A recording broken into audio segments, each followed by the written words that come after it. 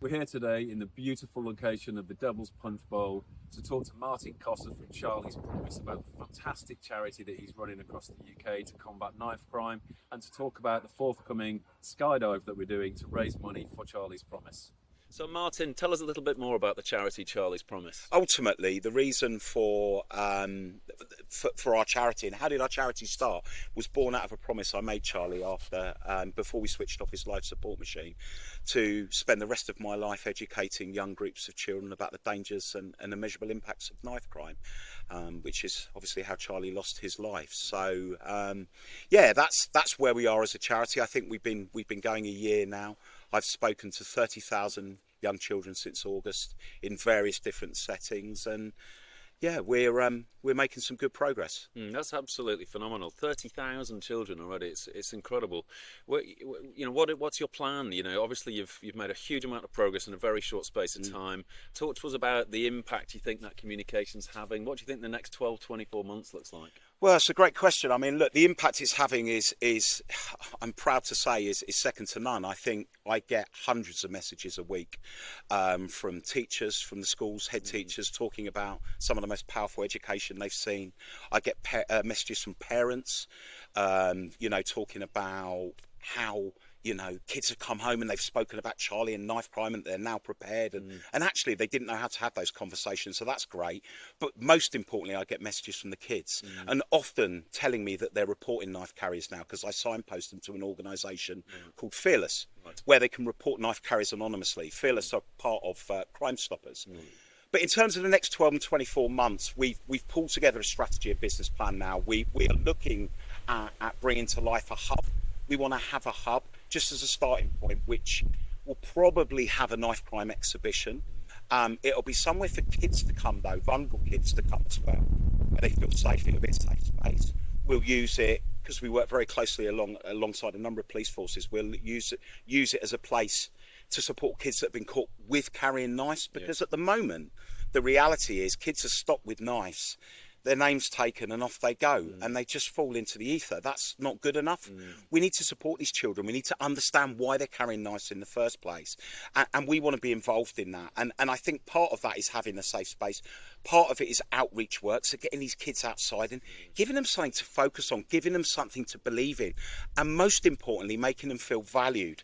When I go to alternative provision schools, when I talk to kids in SEND schools, some of the most vulnerable children that for one reason or another aren't quite equipped and set up for mainstream schools, these kids are pigeonholed as being loud, boisterous in mainstream schools, and troublemakers.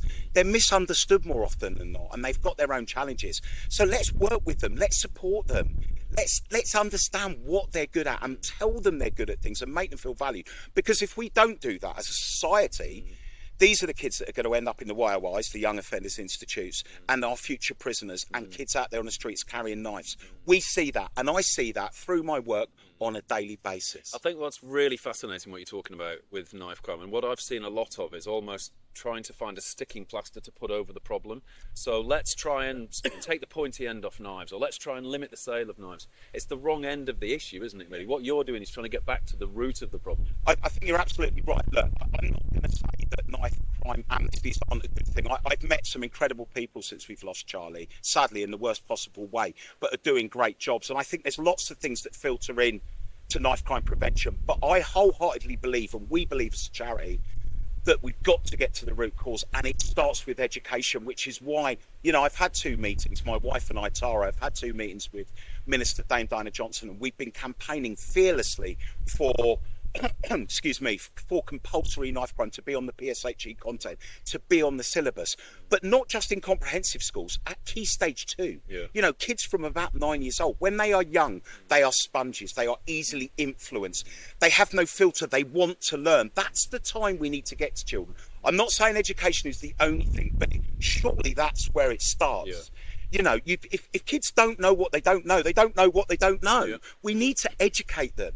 They need to, and through the talks that I've done, now granted, not everybody has real life lived experience, not everybody speaks powerfully, but some education is better than no education. And we're in a place at the moment in this country where schools, particularly in Surrey, where I'm going to be honest, I've seen an affluent snobbery in pockets where people and schools are like, oh no, knife crime, we haven't got a problem. Let's be honest, right? Let's be honest about this. We're a preventative charity. Education is about prevention. Yeah? We're not saying you've got a massive knife crime problem in your school. Let's stop it from happening. Let's stop it from happening, and also understand that some of these kids throughout their education journey will go to tougher demographics, will go to cities where knife crime is higher, Birmingham, Manchester, the North East.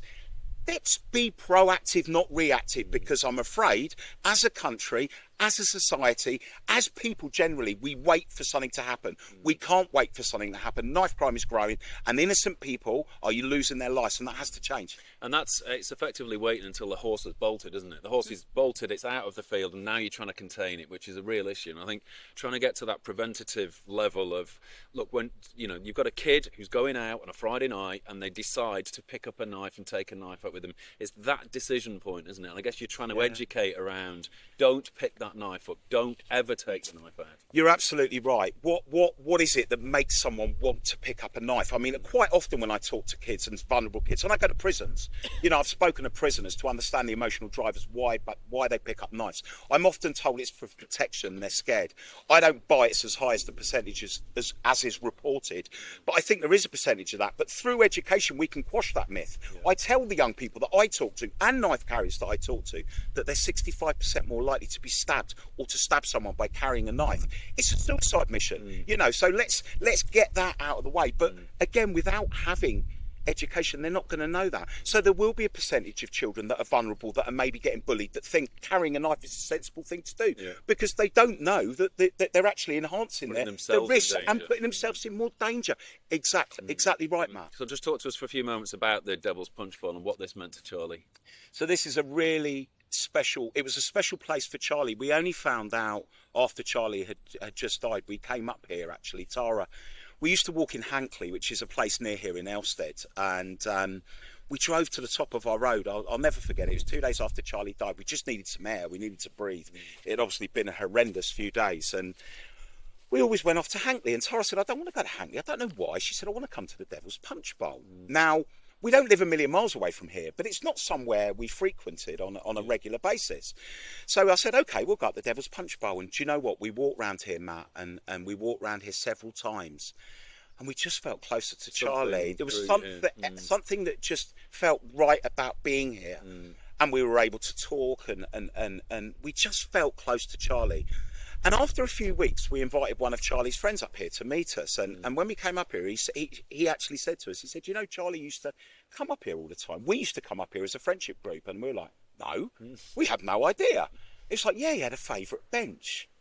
And this is the bench. And exactly, here we are. And for me, particularly in the family, this has been my place of solace. It is the only place I've been able to breathe. I've been here at 3 o'clock in the morning. I've been here at 2 o'clock in the morning. I've been here at 5 in the morning, particularly in the early days where I didn't sleep at all. I would come and sit up here and I was able to relax. And I guess it's hard for anyone watching that's lost a child or lost anyone they really love. They'll understand a little bit, but I think it's you need somewhere. And I struggle at home. I'm regularly here, and I just sit here and I listen to music. I just come with my headphones and I sit here for an hour, and it's my time with Cheeks. Beautiful. It's so lovely. And for those of you that can't see the surroundings, we'll take some pictures and upload them with these videos, but it is a spectacularly beautiful place, and I think it's so lovely that yourself and your family have somewhere you can go to where you can feel Charlie and you can get some sense of him. One of the promises, when I promised Charlie that I would spend my life educating young groups of children, I also promised Charlie, or my promise meant, I should say, that everyone would know who Charlie Cosser was, and I won't stop until that happens. And it's a wonderful promise. And we've talked a fair amount today about knife crime and education, which are such critically important topics, and it's fabulous what you're doing, and you deliver it with such incredible passion and energy. Thank you. I think you are really spearheading this campaign against knife crime across the country. But I know we must never forget what this is all about, which is your son. So just tell us a bit about Charlie. Oh, do you know what? We haven't got long enough for me to tell you about Charlie. Charlie was the heartbeat of our family. I love my children. My wife loves our children with every fibre of our bodies. Like, our children are our world. You know, people that have worked for me over the years would always say they felt they knew my children because I wouldn't shut up about them because they are so important to me. But Charlie was the heartbeat. Charlie was growing up so funny, always funny, but growing up really funny. I remember one story actually that I don't share in my talks, and maybe I should. And it's when he was at his first school, Milford First School, and I was off work for the day, and I said, I'll pick you up tonight from school. He said, you can't. And I was like, what do you mean I can't? He said, no, you can't pick me up tonight, Daddy. And I'm like, why can't I pick you up? No, you just can't. Why can't I pick you up, Charlie? Because I've told everyone you've got a Ferrari. and do you know what? That was just cheeks. He was just that cheeky lad. I named him Cheeks after 3 months old because he had a cheeky smile. He was an incredibly talented footballer at Brentford Academy as a kid. His friends now would always describe Charlie as we just clicked. He was cool because he didn't know it. He was funny because he didn't know it. But he was kind-hearted. You know, there's stories I share in my talks about. There's another one when he was at the same school. It was the last day of term. And we'll never forget this, and this was shared to us by the head teacher at the time, that the head teacher from the middle school had come down to see all the kids to say, you're coming to us next term, because it was the natural move to Chandler School, the middle school, and we're looking forward to having you, just to quash some of that anxiety and have a nice summer holidays, and bought all these kids a bag of sweets. And he lined up all these children one by one to hand out the sweets, and he got to the last girl in the queue and he'd run out. And he said, I'm so sorry, I've run out. He said, but I'll sort something out from you. And from nowhere, Charlie made a beeline for this girl and handed her his sweets. And that was Charlie. And it reduced the head teacher to tears. Charlie would share his sweets and his ice creams with Eloise, his younger sister, who's only 23 months younger. Whereas a lot of kids at that age, they just hoard them. But Charlie wouldn't. And we always, Tara and I say, he was just too good for this realm. And he was an incredible son that I was exceptionally proud of. Don't get me wrong, he was a teenager, he could be irritating. My God, he could be irritating. They all can. He could be lazy, but he had a kind heart, and he is missed more than. And actually, it was his kind heart that led to the end. I guess it was a kind gesture that he was protecting somebody else. He was looking after a girl on a dance floor, and he was asking someone to leave him on the party. It was that big heart that was with him right until the very end. He was approached. He was there with one of his friends had gone home. There's only two people he knew that night, and it's about 5 to midnight, and he'd gone to have a dance under. There was a marquee at this farmhouse, and this girl approached him in floods of tears, saying she'd been getting touched up and hassled by these other two lads, one of them Charlie's murderer, and could they help? So my 5'7", 10.5 stone son, which would have taken him out of his comfort zone, by the way, approached my son's murderer, who's 6 foot and 15 stone, and asked him to leave. And my son's murderer lashed out at him, and Charlie went to defend himself, and he pulled a knife from his man bag and stabbed Charlie multiple times. We had to watch this unfold because someone caught it on their phone in court nearly every day for a month. That was awful. Must be heartbreaking. And let's not dwell on that, Martin. But no, I mean, Charlie sounds like such a lovely lad. He really does, and it must have been a great honour to know him for 17 years. It's, you know, I guess they were 17 lovely years that you will always cherish. And locations like this, you've always got something to remember. Do you know what we are grateful for? And it seems crazy because it's the little things you're grateful for. But it's the only time I think I've been grateful for the evolution of technology and the fact that we have videos and moments and footage that that you find yourself just constantly watching, because that's what your life becomes, and that's the reality of knife crime. And I think people need to understand that everybody has a choice. I talk to kids, and I've spoken of vulnerable young kids in schools and in prisons and everywhere else, where you don't know what it's like on the streets, you don't know what it's like being dragged up. And no, you're absolutely right, I don't. Fortunately, I was brought up in a loving, structured family, but I do know that you have a choice, and everyone has a choice. Don't pick the knife up. There's always another way. And again, reminding people that you're more likely to be stabbed or to stab someone. 65, by carrying. In December, Ben and I were at the Insurance Times Awards at the Grosvenor House Hotel in London, and Martin came onto the stage, and it was one of the most jaw-dropping moments any of us have ever had, I think. Ben, tell us a bit more about that moment. I think, as you said, Matt, Martin came on stage, and it was probably a sobering moment for everyone in the crowd. You could hear a pin drop, and Martin speaks so passionately, as you are doing today, and spoke about his story, Charlie's story, and what he wanted to achieve with his charity. And I think for everyone on our table was just incredibly moved, and I think everyone in the room was. And me and you spoke that night and said we've got to do something to support this charity. Yeah. And I think that the thing that always stuck with me and continues to stick with me, you know, being with you today, is you're a normal family. You know, you talk about that demographic of people that are impacted, and you know, I look at my daughter who's 6, and I would never in a million years imagine she'd end up in a crowd or a place where those things would happen. But percentage-wise, she probably will. And you know, it's charities like yourself that are going to try and do something at the root cause today that will prevent that in the future. And it has such personal resonance, doesn't it? I think the way you deliver it, Martin, as Ben said, you could have heard a pin drop in that room, and it was so relatable, wasn't it? I guess we were all putting ourselves in your shoes, and it was utterly heartbreaking.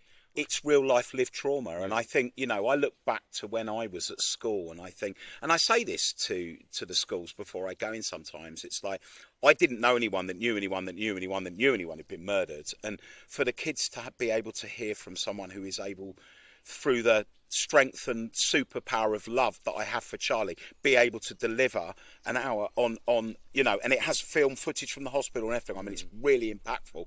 For them is a privilege, because they will probably never have that opportunity again, and it's probably going to be the most powerful hour of education they have in their entire lives. Which is why when I deliver it, I do deliver it with passion, but I relive it. I do relive it, and you feel that emotion every time. Every time.